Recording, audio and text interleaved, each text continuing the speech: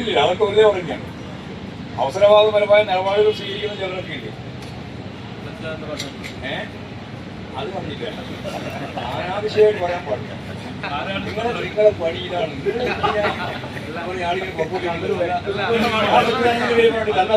അല്ലാതെ രാവിലത്തെ നാളെ ഞാൻ വായിച്ചപ്പോ എന്താ അത് ചോദിക്കാതെ ആ പേര്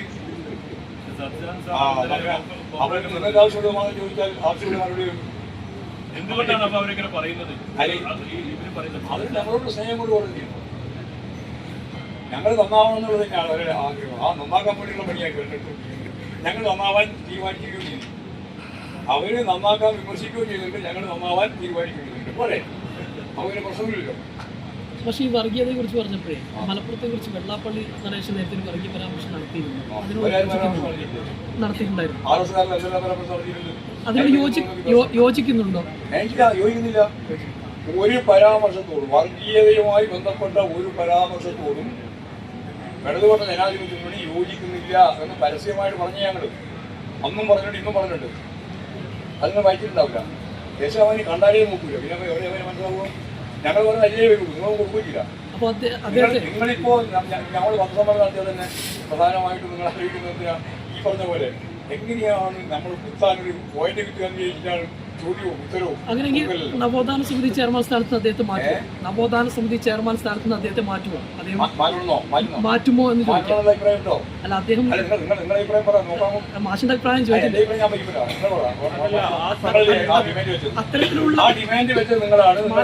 ചോദിക്കുകയാണ്, അത്തരത്തിലുള്ള പരാമർശം നടത്തിയ തെറ്റാണെന്ന് നിങ്ങൾ പറഞ്ഞല്ലോ. അപ്പോൾ അദ്ദേഹത്തെ പരാമർശം മുഴുവൻ തെറ്റാണെന്നല്ല പറഞ്ഞത്. ഈ നവോത്ഥാന നായകർ മുന്നോട്ടുള്ള കാര്യങ്ങൾ ഉൾപ്പെടെ ആര് പറയുന്നതിന് നമ്മൾ സ്വാഗതം. എന്നാൽ അതിൻ്റെ മറവിൽ വർഗീയമായ എന്തെങ്കിലും കാര്യങ്ങൾ പറയുന്നതിനോട് നമുക്ക് യോജിക്കില്ല. ഇതാണ് അന്നേ പറഞ്ഞത്, ഇന്നും അത് തന്നെയാണ് പറയുന്നത്. ഒരു വ്യത്യാസമില്ല. പക്ഷേ കേരളത്തിൻ്റെ ഒരു 10 സംസ്ഥാനത്തിൽ നെൽകർഷകർക്ക് നൽകുന്ന അധികമായി വിഷയമില്ല. വളരെ ഗൗരവമുള്ള പ്രശ്നമാണ്. പക്ഷെ ഞാനത് പാലക്കാടേക്ക് വെച്ചതാണ് പോയിന്റ്.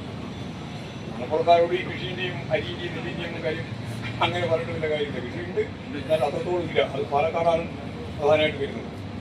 കേരളം നെല്ലിന് നൽകുന്ന അധിക പ്രോത്സാഹന ബോണസ് നിർത്തിവെക്കണം എന്ന് ഇപ്പോഴൊരു കേന്ദ്ര ഗവൺമെൻറ് കത്തിൽ ആവശ്യപ്പെട്ടിരിക്കുകയാണ്. നെല്ലുൽപാദനം ആവശ്യത്തിലധികമായതിനാൽ സംഭരണ ചെലവ് പൊതുഖജനാവിന് ബാധ്യതയുള്ളതായി മാറ്റുന്നു എന്ന് പറഞ്ഞുകൊണ്ടാണ് കത്ത് വന്നിട്ടുള്ളത്. ഈ വിചിത്ര ന്യായം കർഷകരോടുള്ള വെല്ലുവിളിയാണ്. താങ്ങുവിലക്ക് മുകളിൽ കേരളം ബോണസ് നൽകുന്നുണ്ട് എന്നുള്ളത് സത്യമാണ്. സംസ്ഥാന സർക്കാർ കിലോക്ക് 6 രൂപ 31 പൈസയാണ് അധികമായി നൽകുന്നത്. ഇത് കർഷകർക്കുള്ള വലിയ പിന്തുണയാണ്. അപ്പോൾ നെൽ കർഷകർക്ക് നൽകാനുള്ള സഹായത്തിൽ കേന്ദ്ര വിഹിതം യഥാർത്ഥത്തിൽ നമ്മൾ തരുന്നില്ല. ആയിരക്കണക്കിന് കോടി തരാൻ ബാക്കിയാണ്. അതിനിപ്പോൾ ഇതിന് മാത്രം ഈ നെല്ല് സംഭരിച്ചതിൻ്റെ ഭാഗമായിട്ട് മാത്രം നമുക്ക് തരാനുള്ളത് 1344 കോടി രൂപ കേന്ദ്രത്തിൻ്റെ കുടിശ്ശികയാണ്. കോർപ്പറേറ്റുകൾക്ക് ഇവിടെ ആയിരക്കണക്കിന് കോടിയാണ്, ലക്ഷക്കണക്കിന് കോടിയാണ് അവർ കൊടുത്തുകൊണ്ടിരിക്കുന്നത്. അവരവരുടെ കുഞ്ഞുങ്ങൾ അവരാണ്. ലോകത്തിലെ ഏറ്റവും വലിയ മുതലാളിമാരാക്കി ഇന്ത്യയിലെ കോർപ്പറേറ്റുകളെ മാറ്റുക എന്നുള്ളതാണ് BJPയുടെ സമീപനം. പണ്ട് കോൺഗ്രസിന്റെ സമീപനം ഒതുക്കുകയും അവരുടെ കടമാണ് എഴുതിത്തള്ളിക്കൊണ്ടിരിക്കുന്നത്. പാവപ്പെട്ട കർഷകര് 6.13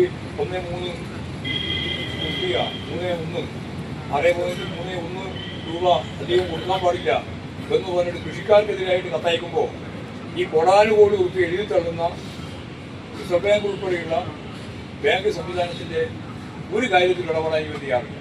അവർക്ക് അനുകൂലമായ നിലപാടാണ് സ്വീകരിക്കുന്നത്. പിന്നെ മാത്രമല്ല, ഇന്ത്യ-US കരാറിൻ്റെ ഭാഗമായിട്ട് കാർഷിക ഉൽപ്പന്നങ്ങൾ ഉൾപ്പെടെ ഒരു നയാ പൈസയുടെ നികുതിയില്ലാതെ ഇന്ത്യയിലേക്ക് ഇറക്കുമതി ചെയ്യാം എന്ന കരാർ അംഗീകരിച്ചതായിട്ട് വാർത്തയുണ്ട്. അവർ പ്രഖ്യാപിച്ചിട്ടില്ല ആ വാർത്തയുണ്ട്. അപ്പോൾ ഇത് അമേരിക്കൻ സാമ്പ്രദായത്തിന് വേണ്ടി പാവപ്പെട്ട കൃഷിക്കാരിൽ നിന്ന് വാങ്ങുന്ന നെല്ലിൻ്റെ വില കുറക്കണം എന്ന ആവശ്യമാണ് BJP ഉന്നയിക്കുന്നത്. അതാണ് നെൽവിലയുമായി ബന്ധപ്പെട്ട പ്രശ്നം. മാത്രമല്ല, നമുക്ക് തരാനുള്ള പണം 1344 കോടി രൂപ സംഭരിച്ച പണം തന്നിട്ടില്ല. എന്നിട്ടാണ് പറയുന്നത് നിങ്ങൾ ഇനി 6.13 രൂപ കൊടുക്കാൻ പാടില്ല കിലോവിൻ്റെ മേലെ എന്ന്. ഇതാണ് സ്ഥിതി കേന്ദ്രത്തിൻ്റെ. ഞങ്ങൾ ഈ ജാതിയുടെ ഏറ്റവും പ്രധാനപ്പെട്ട ഒരു പ്രശ്നമായി പറഞ്ഞത് ഞങ്ങൾ ഏറ്റവും പിന്നിൽ നിൽക്കുന്ന ജനങ്ങളുടെ താല്പര്യം സംരക്ഷിക്കാനാണ് നിൽക്കുക. അവർ വലതുപക്ഷം എന്ന് പറയുന്നത് ഇന്ത്യയിലെ ഏറ്റവും വലിയ കോപ്പറേറ്റീവുകളുടെ താല്പര്യം സംരക്ഷിക്കാനാണ് നിൽക്കുന്നത്. അതിൻ്റെ ഏറ്റവും പ്രധാനപ്പെട്ട തെളിവാണ് നെല്ല് സംഭരണവുമായി ബന്ധപ്പെട്ട